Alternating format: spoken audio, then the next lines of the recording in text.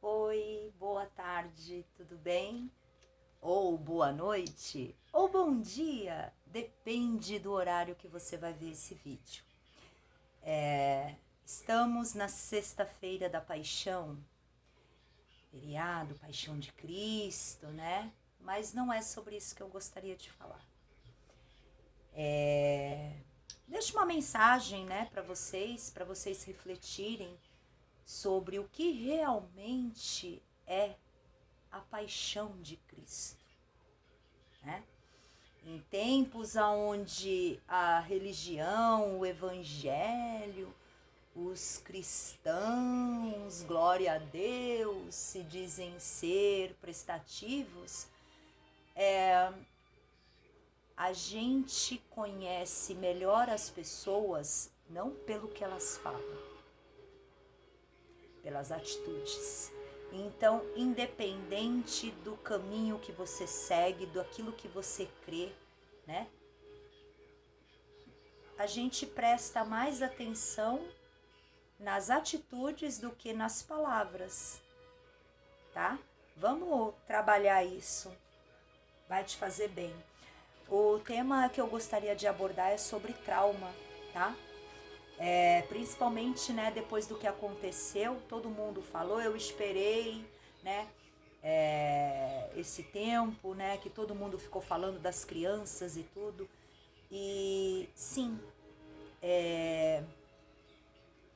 não dá para entender o que se passa na cabeça de um ser humano, tá? Que simplesmente resolve sair de casa e faz o que faz. Não tem explicação, tá? E se eu falar o que eu penso, eu corro o risco de ser bloqueada no YouTube ou por outras pessoas, porque eu só vou resumir em uma frase. É uma pena que o código de Hammurabi foi extinta. É uma pena, tá? Porque eu não tenho maturidade para discutir sobre esse assunto, nem com vítima de estupro e muito menos com vítima de pedofilia, de pedófilo, principalmente esse, tá? É sobre isso, trauma. Eu tenho trauma. Eu tenho trauma de por falta de dois sujeitos me molestaram quando eu era criança. Primeira vez quando eu tinha 6 anos. Não entendia nada. Tanto que eu comecei a ter sensibilidade, me tocar, né, me masturbar aos 6 anos de idade depois do episódio. Realmente, quando os psicólogos falam que a criança ela não entende nada, realmente não entende nada, eu não entendia nada.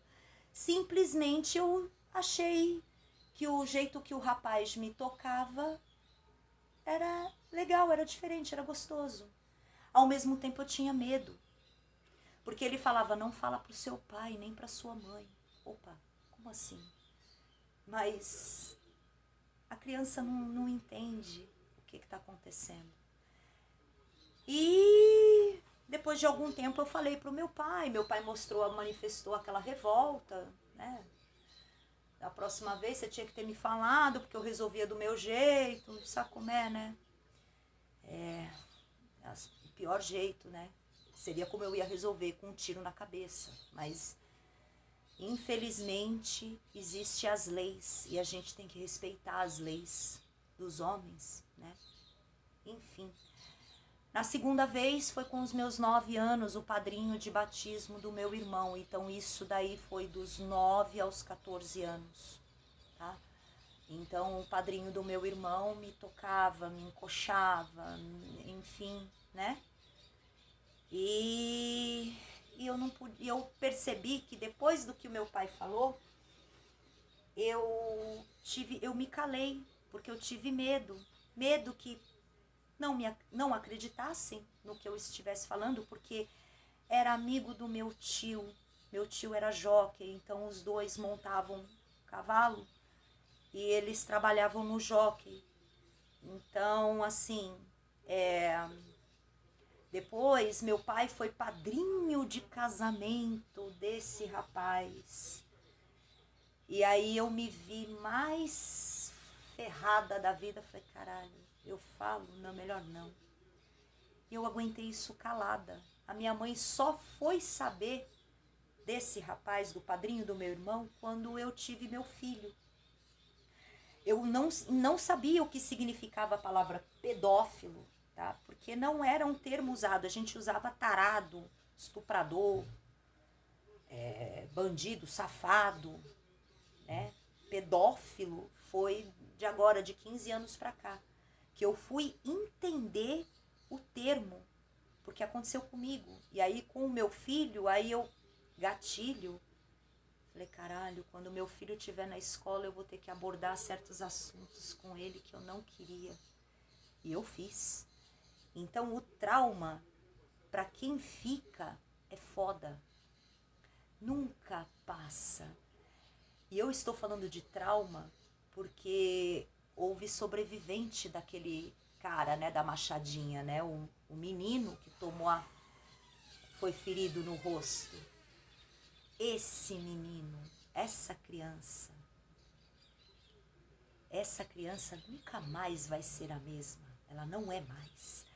Volte e meia, a cena que ela vai ter na frente dela é a lembrança daquele cara vindo pra cima dela com a machadada. É inevitável, é inevitável.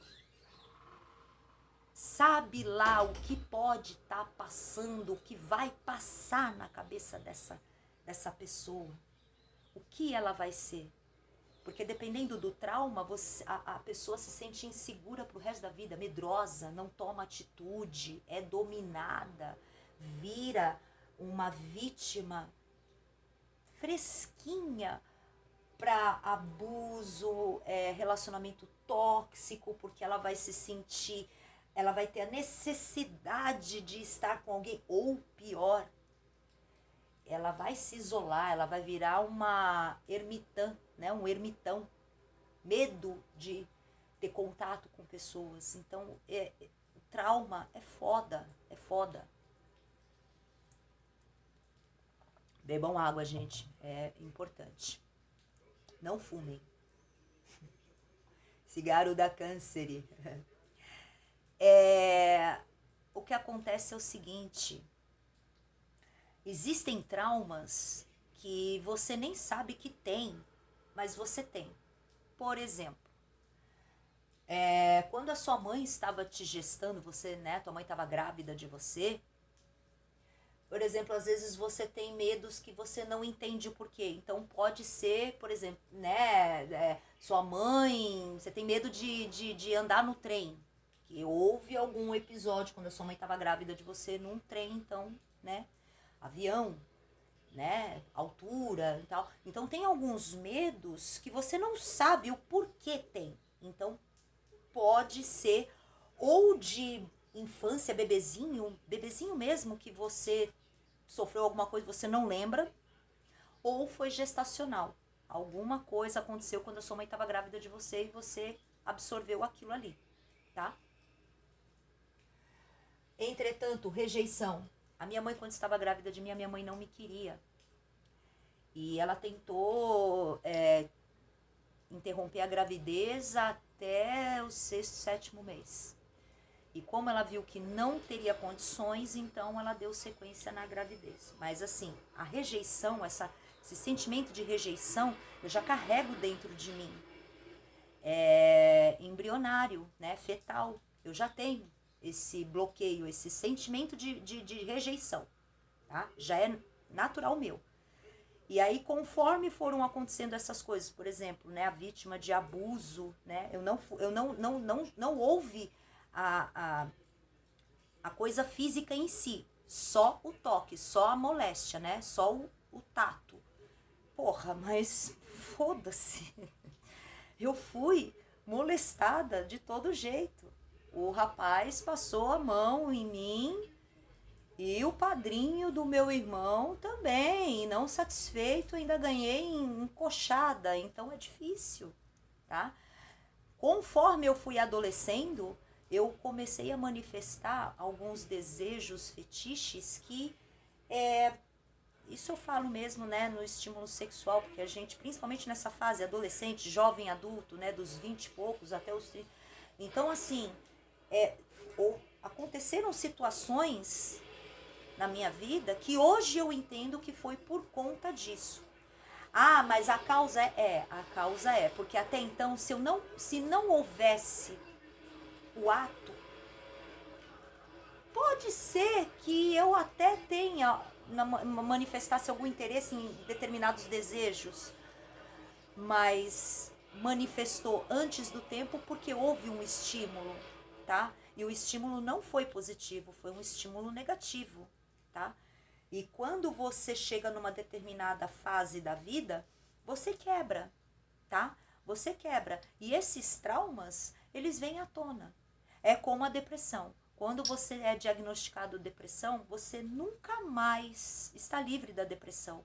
É doses homeopáticas. Eu sei que eu tenho e eu sei que a qualquer momento eu posso cair, travar na cama, tá? Eu sei que se eu deixar, o pânico vem, porque eu tenho sensações de pânico quando eu estou em crise de ansiedade. Eu não sei se vocês chegaram a assistir o filme Babadook. O Babadook, ele fala exatamente disso, é um terror psicológico, onde a mulher, né, depois de passar por tantas situações na vida, criando o filho, tá? Por um bom período do tempo, ela culpou o filho dela pela morte do marido. Ela ficou viúva, cuidando de uma criança pequena. E, enfim, ela foi mãe, tá? Mas em determinado momento ela não aguentou. Ela surtou, ela teve crises de depressão, e, enfim. E no final de tudo, ela descobre que a melhor maneira que ela tem de continuar vivendo é se harmonizar com a depressão. Como assim? Eu sou amiga da depressão? Sim, sim.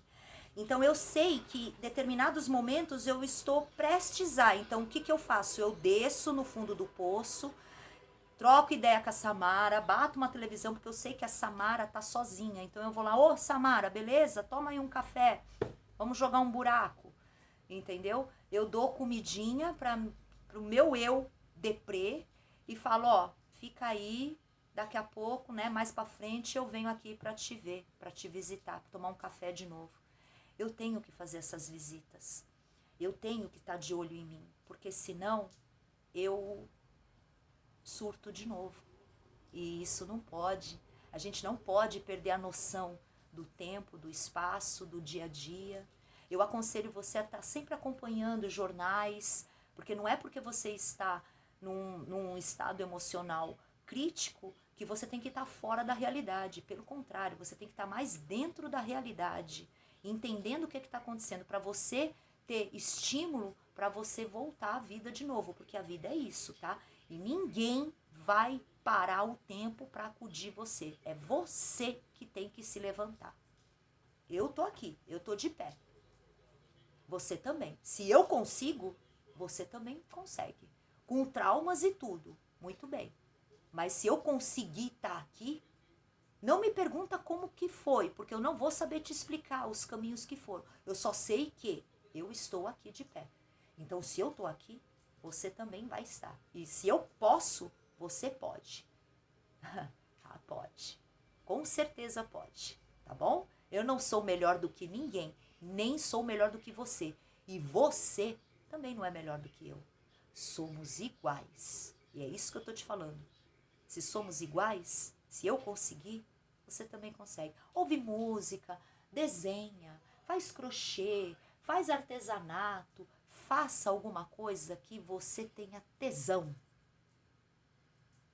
Adoro ouvir música e pedalar. Pois então ouve música e vai pedalar. Ah, o quanto tempo? O tempo que você achar que é o suficiente para você.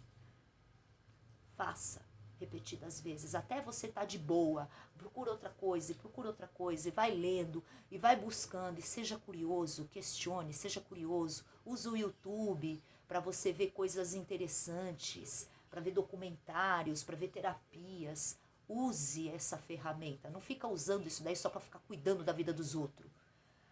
Use essa ferramenta, esse celular, esse negócio aí que você tá vendo, o meu vídeo, usa essa merda aí para você se melhorar como pessoa e não para ficar cheirando o rabo da vida dos outros, tá? Isso já tem a TV Fama para fazer.